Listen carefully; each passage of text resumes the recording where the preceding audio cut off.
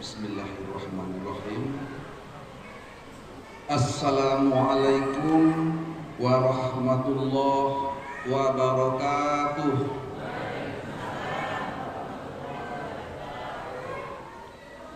Orangnya banyak nih ya, tapi suaranya enggak sebesar, enggak kecil-kecil. Maka kita ulang ya.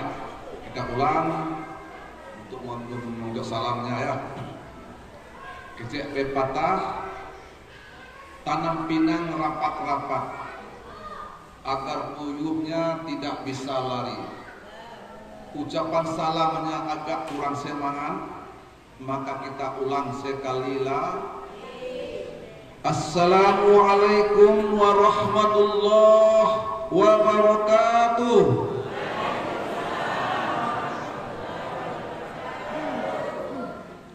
Air beriak tanda tak dalam, air jernih ada di seberang sana. Alhamdulillah bapak-bapak semuanya, ibu-ibu telah semangat menjawabkan salam yang insya Allah kita semua penghuni syurga. Amin ya rabbal alamin. Alhamdulillah, alhamdulillahi wa kafa, assalatu wassalamu ala nabiyil mustafa wa ala alihi wa sahbihi ahli sidqi wal wafa. Asyhadu an la ilaha illallah wahdahu la syarikalah wa asyhadu anna muhammadan abduhu wa rasuluh. Allahumma salli ala sayyidina wa habibina wa syafi'ina wa maulana Muhammadin wa ala alihi wa sahbihi rasulillahi ajma'in.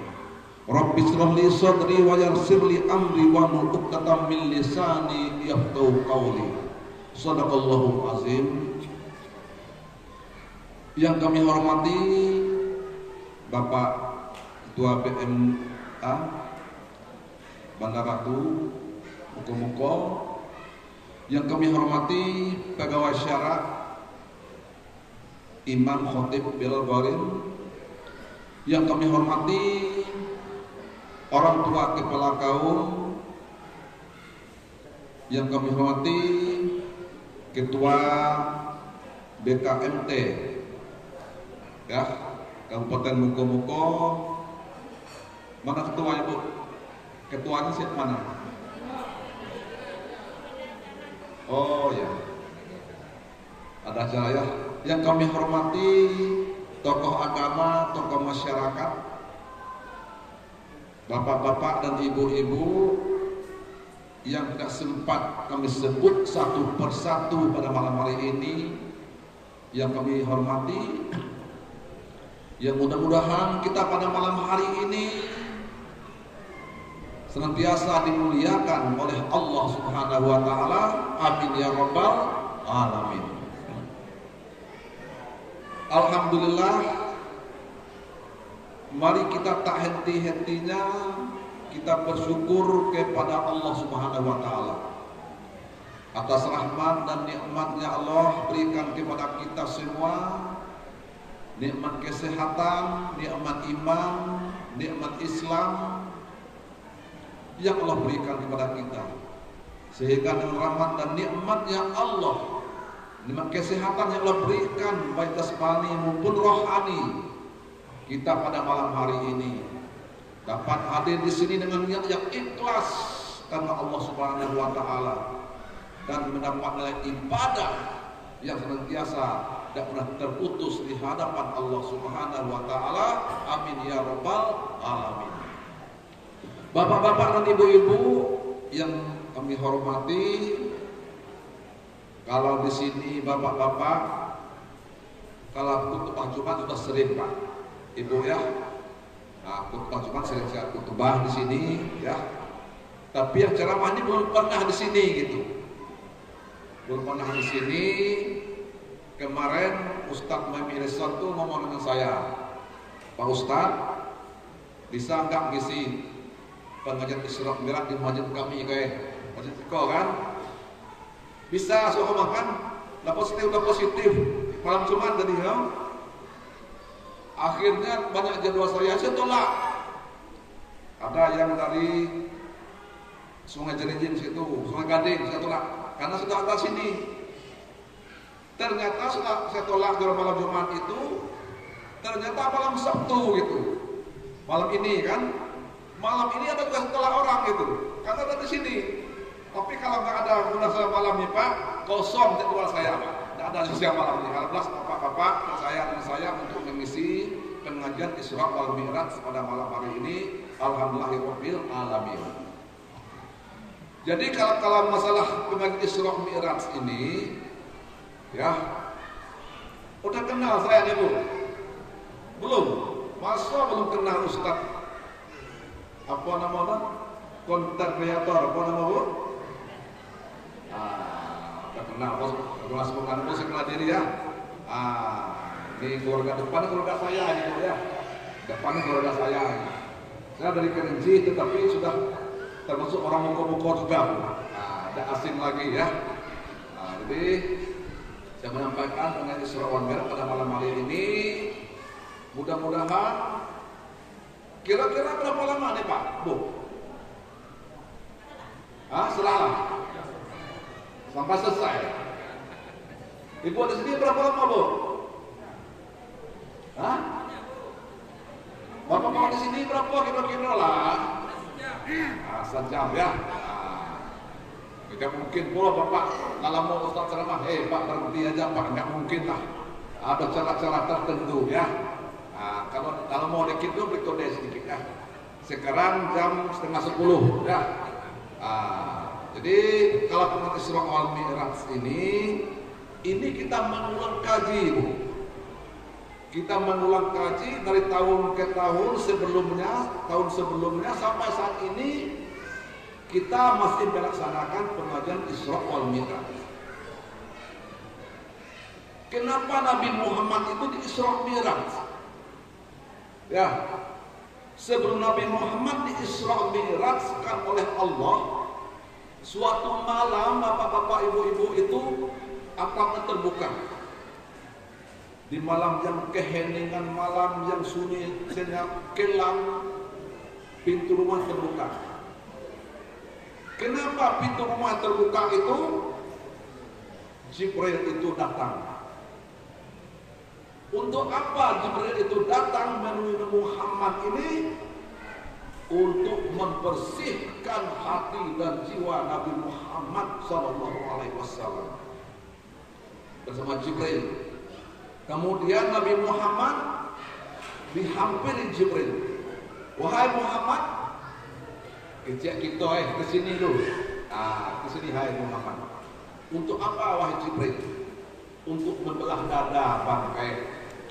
Untuk membelah dada kamu. Untuk apa? Membelah dada kamu agar mengeluarkan kotoran-kotoran, dosa-dosa yang gelap-gelap itu dikeluarkan dan dibersihkan, dibedah dadanya oleh Jibril, kemudian dibasuh dengan apa Ibu? Hati Muhammad dibasuh dengan apa? Coba Bu, gimana Bu? Ibu-ibu, ibu-ibunya bisa tapi malu gitu. Ibu di sini dengan Nabi Muhammad, hati Muhammad itu dibersihkan hatinya dengan apa? Ibu bapak di sana apa? Dengan air Zam-Zam. Jadi dengan apa dibersihnya tuh? Dengan air Zam-Zam dibersihkan Jibril, yaitu hatinya Nabi Muhammad itu dengan air Zam-Zam. Air Zam itu bukan akan habis. Semakin banyak diminum semakin banyak tumbuhnya air Zam-Zam itu. Ya, dibersih hatinya itu, setelah dibersihkan hatinya, datanglah bejana emas. Itu bejana emas itu yang sangat berharga sekali. Bejana emas itu, apa isi bejana emas itu? Ada dua isinya. Yang pertama hikmah, yang pertama iman, yang kedua hikmah. Iman dan hikmah dimasukkan oleh Jibril itu ke dalam hatinya Nabi Muhammad. Kemudian ditutup hatinya. Bila siap nak tempur, minta bersih hati ini. Yo, Isi hatinya tuh dasar untuk bertempur menghadap Allah.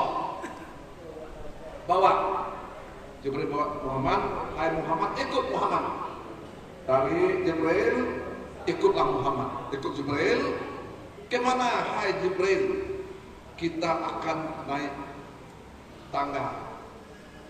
Kita akan menuju langit. Langit yang keberapa Nabi Muhammad? Langit 1 sampai langit yang ke-7. Itu setelah Nabi Jibril dibersihkan hatinya itu, diwala Jibril ke langit pertama. Langit pertama itu, hai penjaga langit Jibril, bukakan pintu. Langit ada pintu. Untuk apa hai Jibril? Ini ada Muhammad ini. Muhammad itu orang yang soleh.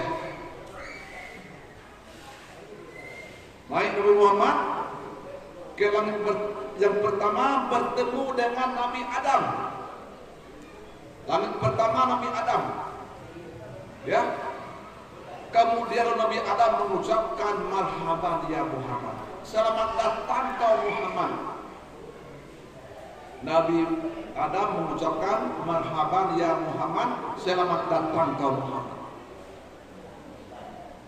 Waktu itu Nabi Muhammad ini tatkala menengok ke kiri, Nabi Muhammad sedih. Kenapa Nabi Muhammad itu sedih? Itulah golongan orang-orang yang jahil, golongan orang-orang yang tidak baik, golongan orang-orang durhaka, golongan orang-orang yang jauh dari Allah Subhanahu wa taala. Lalu Nabi Muhammad menengok ke kanan. Menengok ke kanan itu Nabi Muhammad tertawa. Itulah orang yang baik, orang yang taat, orang terhindar daripada maksiat. Ya, tertawa. Ya. Lalu pendek cerita kalau saya uras satu persatu, lanjut ke atas. Langit pertama bertemu dengan Nabi Adam. Langit kedua bertemu dengan 2 orang Nabi. Ibu-ibu tahu? Langit kedua bertemu dengan Nabi apa, Bu? Nabi Isa dan Nabi Yahya. 2 orang Nabi itu ditemu oleh Muhammad. Lanjut ke atas. Langit, kalau saya uras satu-satu habis waktu udah Pak. Uras lagi cerita Nabi Adam, bagaimana keluar dari surga.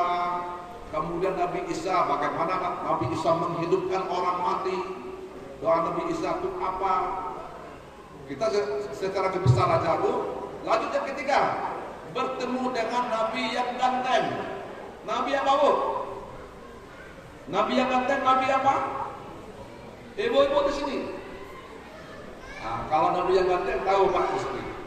Kalau Nabi yang ganteng tahu, Nabi Yusuf bilang, ya, Nabi Yusuf ya. Bertemu dengan Nabi Idris. Langit keempat, Nabi Idris ini seorang Nabi yang pernah merasakan mati, itu Nabi Idris. Yang kelima bertemu dengan Nabi Harun. Yang keenam bertemu dengan Nabi Musa. Yang ketujuh bertemu dengan Nabi Ibrahim. Semua nabi-nabi itu mengucapkan marhaban ya Muhammad, selamat datang ke Muhammad, anak yang soleh, yaitu Nabi Muhammad. Selamat datang ke Muhammad.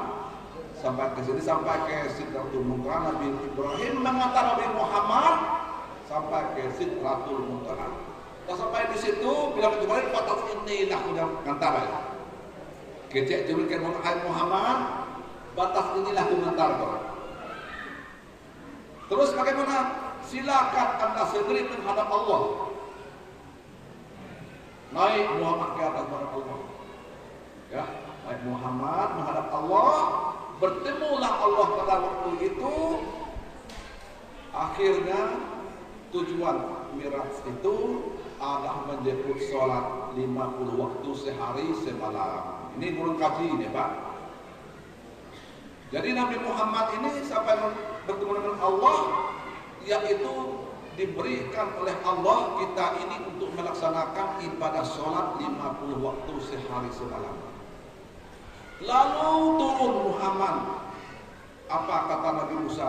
Wahai Muhammad, apa yang kau dapat bertemu dengan Allah itu apa? Ya Musa, yang saya dapat ini kita diperintahkan oleh Allah untuk melaksanakan sholat 50 waktu sehari semalam. Ya Muhammad, minta keringanan dengan Allah. Minta keringanan Pak. Mana tahu Allah itu menurunkan. Turun naik Muhammad, akhirnya diturunkan Allah 40 10 berarti 50 orang 10 berarti 40. Pendek cerita, saya potong ibu, nggak ada lengkap ini. Kalau saya dari awal sampai akhir saya tuntas itu habis sampai 3 jam nggak selesai nak kita malamnya. Turun lagi bertemu dengan Nabi Musa. Ya Muhammad, apa yang kau peroleh? Adakah Allah memberi keringanan? Ada, menjadi 40 waktu sehari semalam. Minta lagi keringanan dengan Allah. 5 kali minta, akhirnya sholat yang diwajibkan oleh Allah kepada kita ini menjadi 5 waktu sehari semalam. Ya, tahu semua ibu, apa lagi? Keluarga kami atau semua arti kita sholat itu diberikan oleh Allah kepada kita umat Muhammad ini melaksanakan sholat 5 waktu sehari semalam. Itu sudah menjadi keputusan Tuhan. Dengan adanya Isra Mi'raj ini dijemputkan oleh Muhammad kepada Allah, maka kewajiban kita untuk melaksanakan sholat 50 waktu sehari semalam. Maka di mana-mana itu orang azan, ya banyak orang azan di masjid, di surau, di langgar, orang melaksanakan ibadah sholat. Saya contoh, hayya 'alas sholat.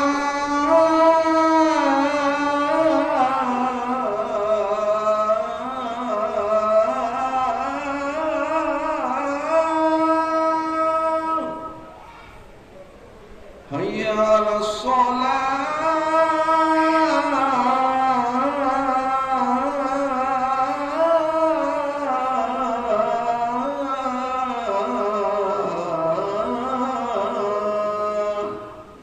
Geraklah hati kita untuk melaksanakan ibadah sholat. Maka untuk itu, karena Nabi Muhammad ini utusan Allah, kekasih Allah. Ya Rasulullah, ya Habiballah, Muhammad ibni Abdillah, Muhammad ibni Abdillah, Muhammad ibni Abdillah, Muhammad ibni Abdillah, Muhammad utusan Allah, Muhammad kekasih Allah, Muhammad utusan Allah, Muhammad kekasih Allah. Salam kami kepadamu, cinta kami kepadamu. Salam kami kepadamu, cinta kami kepadamu. Kami cinta kepadamu, kami ingin bersamamu. Ingin kita bersama Nabi Muhammad di yaumil akhir nanti. Mudah-mudahan kita yaitu senantiasa bersahabat Nabi Muhammad sallallahu alaihi wasallam, kita bersama Nabi Muhammad sallallahu alaihi wasallam. Lanjut, tatkala Nabi Muhammad di Isra Mi'rajkan oleh Allah, maka diberikan oleh Allah suatu hal-hal yang aneh yang diperlihatkan oleh Allah kepada Nabi Muhammad, melihat yang aneh-aneh. Ada 17 peristiwa yang aneh-aneh itu sangat mengerikan, sangat menakutkan bagi kita. Ya, maka itu belum sampai semuanya itu ada di antaranya Nabi Muhammad bertemu dengan orang yang mengetam padi. Tahu ibu-ibu mengetam padi, ibu? Tahu bu? Menuai padi, tahu menuai? Nabi Muhammad bertemu dengan orang menuai padi. Menuai padi dan menuai padi tumbuh lagi. Menuai lagi padi, tumbuh lagi padi itu. Menuai lagi, tumbuh lagi. Maka diperlihatkan oleh Allah, diberikan oleh Allah Nabi Muhammad melihat orang-orang yang menuai padi. Lalu Jibril berkata, hai Muhammad, itulah orang yang menuai padi, ditumbuh lagi. Bertanya Muhammad, ya Jibril, kenapa segolongan manusia ini seperti ini wahai Jibril? Dituai padi tumbuh lagi, dituai padi tumbuh lagi, dituai padi tumbuh lagi. Ya Muhammad, itulah perumpamaan orang-orang yang bersedekah. Kalau bersedekah tumbuh lagi padi. Kalau bersedekah tumbuh lagi padi.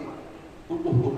Berarti orang bersedekah itu lebih besar pahala, dilipat gandakan oleh Allah 7 kali lipat. Itulah mengarahkan Nabi Muhammad orang menuai padi, semakin dituai semakin tumbuh lagi. Akhirnya itulah perumpamaan orang-orang yang bersedekah. Yang kedua, Nabi Muhammad diperlihatkan oleh Allah itu ada 2 daging. Ada daging pertama, daging bagus, sudah matang, sudah masak, sudah enak dimakan. Yang kedua, daging kurang bagus, maaf, busuk, bau tidak sedap, belum matang. Segolongan manusia ini memakan daging ini. Ditengok Muhammad, kenapa segolongan manusia ini memakan daging yang busuk, sementara daging yang baik itu ada? Tengok Muhammad, orang makan daging yang mentah, yang belum matang, sementara ada daging yang baik. Wahai Jibril, ya Muhammad, ada apa hai Muhammad? Kenapa sekelompok manusia itu memakan daging yang busuk, sementara ada daging yang baik? Ya Muhammad dan Jibril, itulah perumpamaan, maaf, seorang suami dan istri, pernikahan yang sah, tetapi masih mencari perempuan idaman yang lain. Will, seorang laki-laki mempunyai istri, masih mencari wanita idaman lain. Will, setelah itu will. Pria mempunyai wanita idaman lain. Kemudian juga sebaliknya, seorang istri ada suami yang baik, yang halal, sementara memiliki mempunyai pria idaman lain. Maka itulah waktu itu Nabi Muhammad menengok, yaitu orang yang memakan daging yang busuk, sementara ada daging yang baik. Mudah-mudahan kita tidak tergolongan hal-hal demikian. Kita tak menemukan daging yang di akhirat nanti. Amin ya rabbal alamin. Yang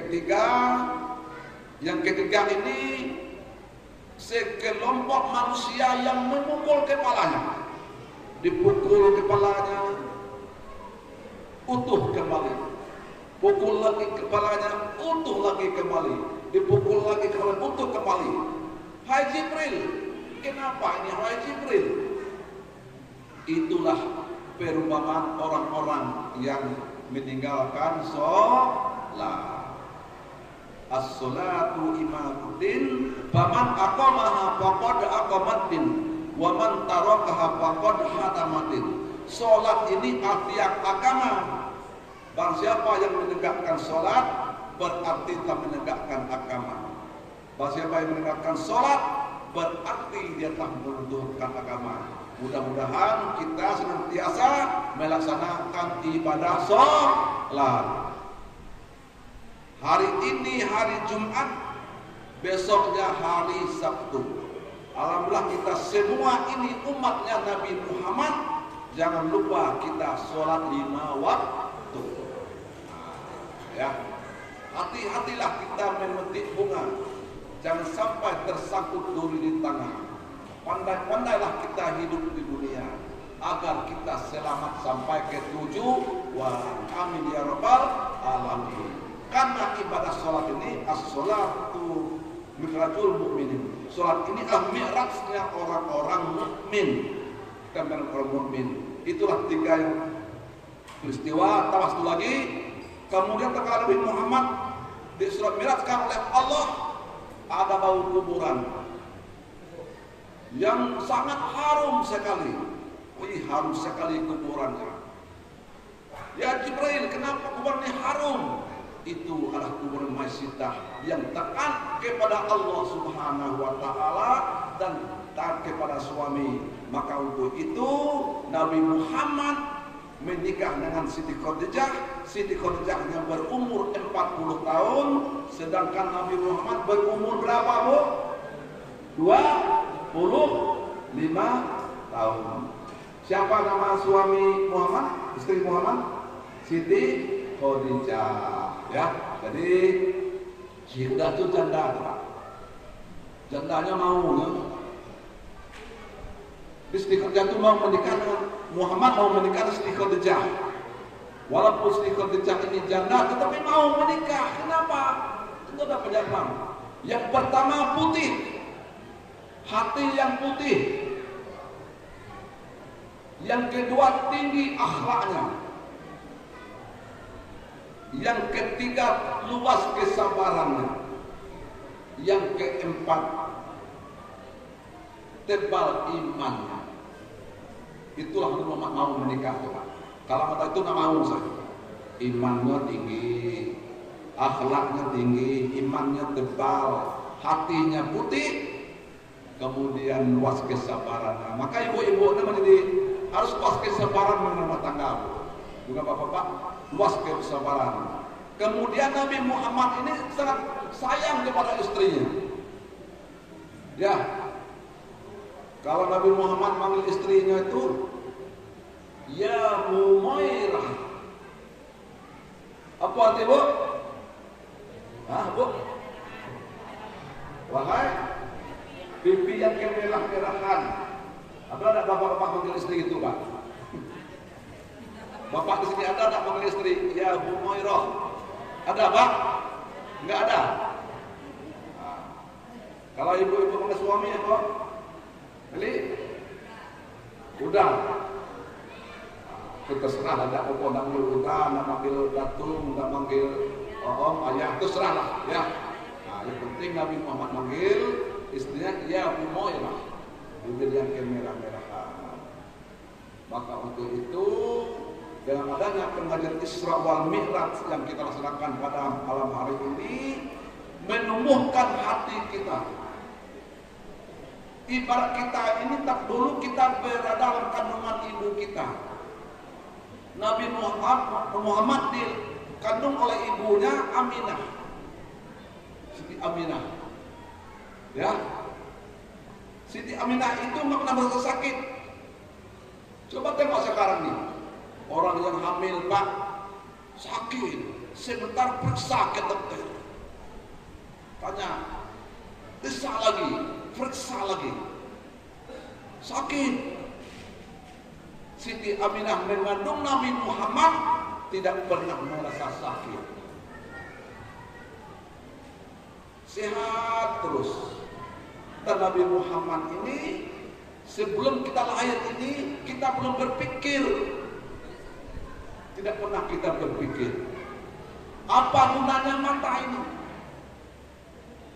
apa gunanya kaki kita ini, apa guna tangan kita ini, apa belum kita berpikir. Itu terkala kita berada dalam kandungan ibu kita, tidak ada gunanya mata. Kita kan berada dalam kandungan ibu kita kan kecil. Untuk apa mata? Untuk apa kaki kita ini? Untuk apa? Tangan kita ini untuk apa? Telinga kita ini untuk apa? Belum ada hasilnya waktu itu. Setelah kita dilahirkan ke dunia ini, baru kita tahu diberikan oleh Allah penglihatan. Oh, ini gunanya mata. Mata untuk melihat. Oh, ini gunanya tangan.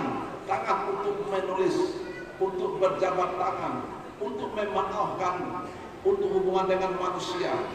Oh, ini gunanya kaki untuk melangkah dan lain. Itu barunya. Inilah yang sebenar-benarnya setelah kita hidup di dunia ini. Waktu itu adalah sandiwara dunia inilah yang nyata. Juga kita hidup. Untuk apa kita sholat? Asal belum ada hasil. Untuk apa kita puasa? Hasilnya itu nanti. Walal akhiratu khairul laka minal ula. Bahwa yang awal itu lebih baik daripada bahwa yang akhir itu lebih baik daripada yang awal. Jadi maksudnya itu nanti kita dapat hasilnya. Semuanya itu hasil. Seperti bulan Rajab ini, acara pengajian ini yaitu acara Isra wal Mi'raj. Kemudian Syaban yaitu nisfu Syaban. Kemudian hasilnya puasa pada bulan Ramadan dan Syawalnya itu kita bermaaf-maafan. Jadi maksudnya itu hasilnya kita. Maka pentingnya ibadah sholat bagi kita berdialog orang neraka ke surga. Bahwa sholat itu sangat penting. Kullu nafsin bima kasabat rahina illa ashabal yamin fi jannati yatasaalun 'anil mujrimin ma salakakum fi saqar qalu lam nakum minal musallin. Artinya tiap-tiap kamu diminta pertanggungjawaban oleh Allah. Apa yang berbuat? Apa yang kita lakukan? Illa ashabal yamin, kecuali golongan kanan, golongan yang diridhoi. Fi jannati yatasaalun, orang-orang yang berada dalam surga itu berkata, anil mujrimin. Kenapa bangsa berdosa itu kenapa itu? Mereka menjawab, masalakakum fi saqar. Dan orang mereka berkata juga, apa yang menyebabkan kamu masuk ke dalam neraka Saqar? Mereka menjawab, qalu lam naku minal musallin. Dahulu kami tidak termasuk orang-orang yang sholat.